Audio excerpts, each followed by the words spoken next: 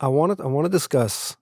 There's a common concept thrown around, and I think it has some accuracy, but it also has lost a lot of merit with me. Um, the concept that depression wasn't a thing before the 2000s or there. before whatever. No, it was.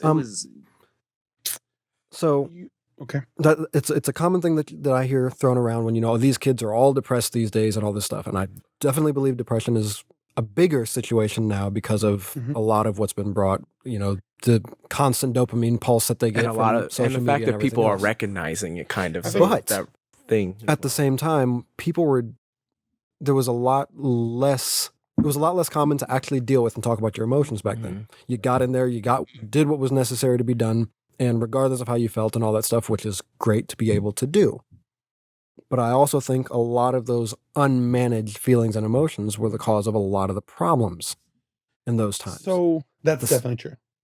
I would be interested to see the suicide rate in comparison. Yeah, quick question. When it comes back to it, like we had a lot more back then. You had a lot more serial killers. Mm-hmm. True. So a lot more. I don't know, man. Maybe not. I'm not sure, but I haven't heard one in a while. A lot of serial killers now. They're probably a little different, if anything. They're probably a little bit different. I don't know. And I think problems can probably be manifested in different ways. Yeah, depending on probably a little different now. epoch. So it is definitely true that it has caused issues, but I would say that the statement is probably fairly true, because I think if you look in comparison, as far as the statement of the depression, because if you look in comparison, I mean, there's just a different quality of people. Mm-hmm. They were just, for sure. I think we're more in touch with our emotions now, and we're more considerate of these things. It was just a different quality. So, like, I think part of the issue, I think part of the reason would be depression is because depression has become a thing. So obviously, I don't think they'd have a word for it back then. Mm-hmm. But I think if you look at the times of, the 1800s, and I would say there might be a slight difference verbally with clinical depression and just being depressed. But I think if you look at what we're going through right now, if you look at the times of the 1800s and the early 1900s, they had a lot of reasons to be depressed. No, they really did. But but they weren't in general, and because the way the quality and the caliber, the way that people were, I think depression wasn't a thing.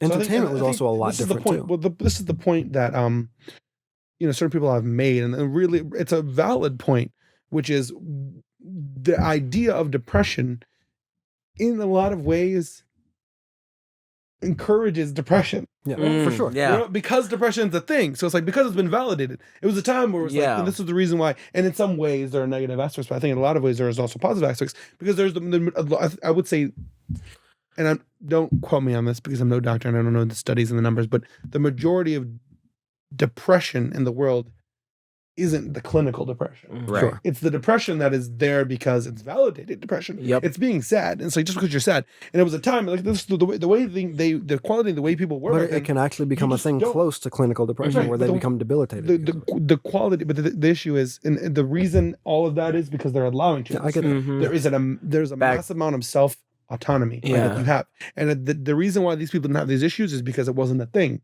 And because it was like, you know what, you go for it. So it's like, you know what, because they couldn't. They went through horrible things though. They couldn't. Right? They went through civil wars. Right. They were fighting each other. They're like, there's these guys. And listen, there's those examples, right? Where it's like, like the Vietnam War is like famously historically horrible, like famous for its brutality, and the people who went through that and fought in there.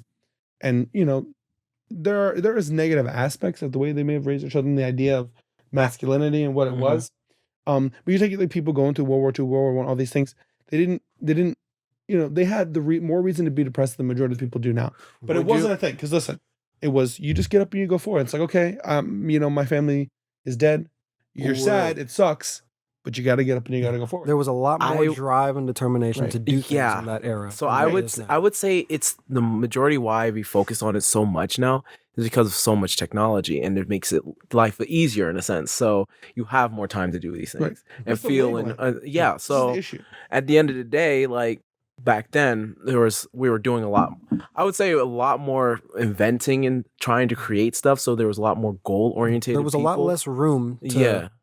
So people get bored very easily. Soak in yourself.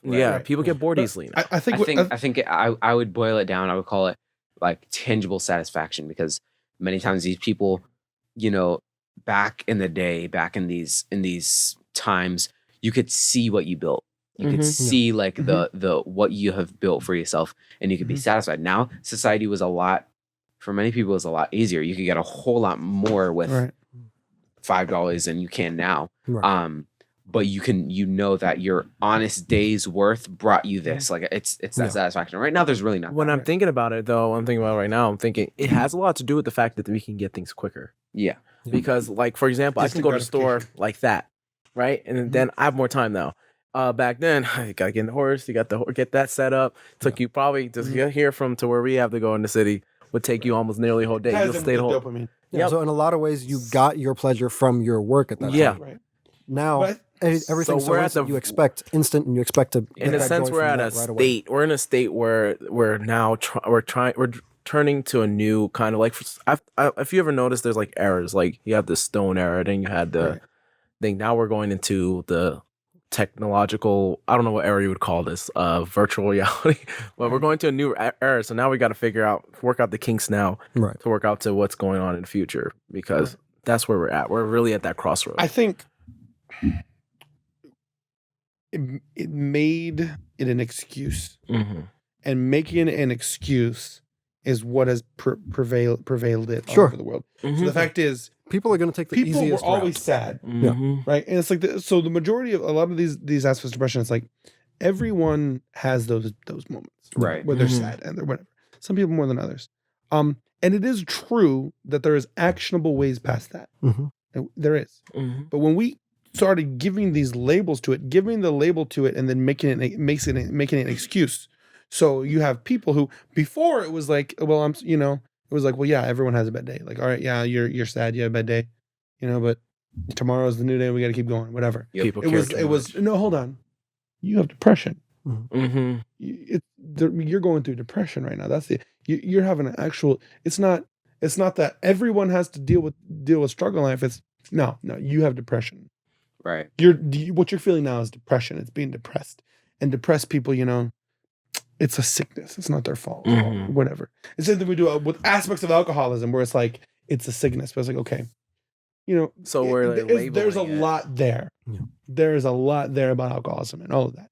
But to label it as a sickness and be like, well, almost take in ways, take away your autonomy of yourself and be like, you can't help yourself. You're sick. Yeah. And I think that's when it becomes so dangerous, because that we can't minimize the fact that once someone gets in that state, it's very difficult, very hard to get back out. And that's what they use to make the excuse to keep doing it. Exactly. You don't understand. So it's like then when you go. So it's like a vicious cycle. Really, getting out of depression is going and doing things. Exactly. And it's a solid point. But then you can go, well, but you don't understand, when people are depressed, there's little motivation to go and do things. But that's a state of depression. But that doesn't mean depression has to stay there. This is the thing about that too. You seek counsel for things that you have worked hard, you have put in hard work to get rid of, and you can't get rid of them. Right? Many times you see people go to their therapist. I'm depressed. You have not tried anything to get rid of that depression. You haven't put any work. You haven't put in any work. And the little amount of work that you did put in is nothing tangible. And that goes to what he was saying, which is the instant gratification, which is that, which instant gratification takes away any labor. And this is I think this is probably the underarching theme, which is that to achieve dopamine, it always has been historically a work. Right. A struggle. And so it's like when you take away that struggle, it's the same thing with this, because it's like realistically, like, this is, and I would say this to people who are depressed, right? Like realistically, everyone has to force themselves. So that's the point. So it's like doing things will get you past it. It's like, okay, well, depression loses. Everybody has to develop. Motivation is developed often, not always, but in a lot of situations, it's purposefully developed. It's like, okay, it's developed from momentum, purposely, like, okay, I'm going to get up and go forward. I do not want to get up and go forward. Yeah. I want to sit right here. That is so true. And then tomorrow, I can look back and go, well, I came 20 feet. Yeah. Instead of tomorrow being back in the same spot.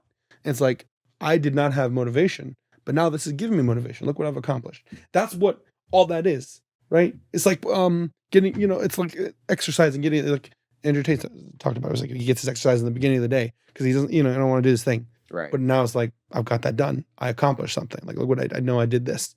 I started off having an accomplishment, having made ground, and that keeps me going forward. It's simple physics. Exactly. Listen, guys, we're doing great things here at the Lamplight Productions. And you can be a part of it for the low price of $0 and 0 cents. Because all you got to do is subscribe. Ring the bell. Ding dong. You can't go wrong. Or don't. It's a free country. Do whatever you want. Though I don't know how you can live with yourself.